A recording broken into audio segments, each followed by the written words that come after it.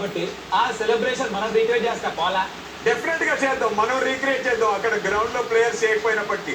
But అప్పుడు గన్నం style చూసాం, ఇవాళ దాండియా స్టైల్ చూసాం. రోకో ఇంకా రోహిత్ శర్మ అండ్ విరాట్ కోహ్లీ మధ్య వికెట్లతో దాండియా ఆడుతున్నారు కాబట్టి అది రో కోలాటం. రో కోలాటం చూసాం అనమాట ఇవాళ.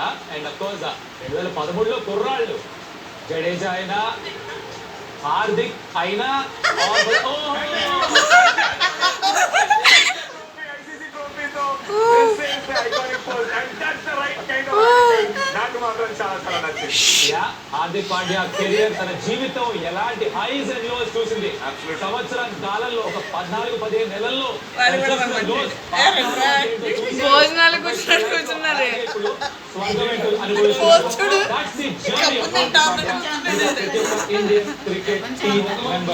No doubt about it. IPL లో తను ఎదుర్కొన్నటువంటి క్రిటిసిజం మందు తాగారు, మందు పోసుకున్నారు. ఒక సినిమా ఐసీసీ టోర్నమెంట్స్ అంటే రెచ్చిపోతాడు Hardik Pandya, very big match player for sure. And ఇక్కడ చూస్తే అర్థమవుతుంది ఇండియన్ క్రికెట్ ని ఇన్ని సంవత్సరాలు నడిపించిన రోహిత్ విరాట్ పక్కకెళ్ళి కొత్తదనం కుర్రాడు మీరు ఎంజాయ్ చేసుకోండి లైమ్ లైట్ ఇది మీది అని చెప్పాలా వదిలేశారు ప్రెసిడెంట్ గారు స్టేట్ వాళ్ళు. ఎగ్జాక్ట్లీ. అండ్ ఇప్పుడిప్పుడే ఐసీసీ ట్రోఫీల వైపు బుడిబుడి అడుగులు వేస్తున్నటువంటి యంగ్ ప్లేయర్స్ కూడా ఉన్నారు. Absolutely. Fantastic victory. And it's a combination of local combination అట్లానే youngsters. The first time Shreyas Iyer కానీ కేఎల్ రాహుల్ కానీ ఫస్ట్ టైం ఐసీసీ ట్రోఫీ గెలవటం అండ్ అద్భుతం.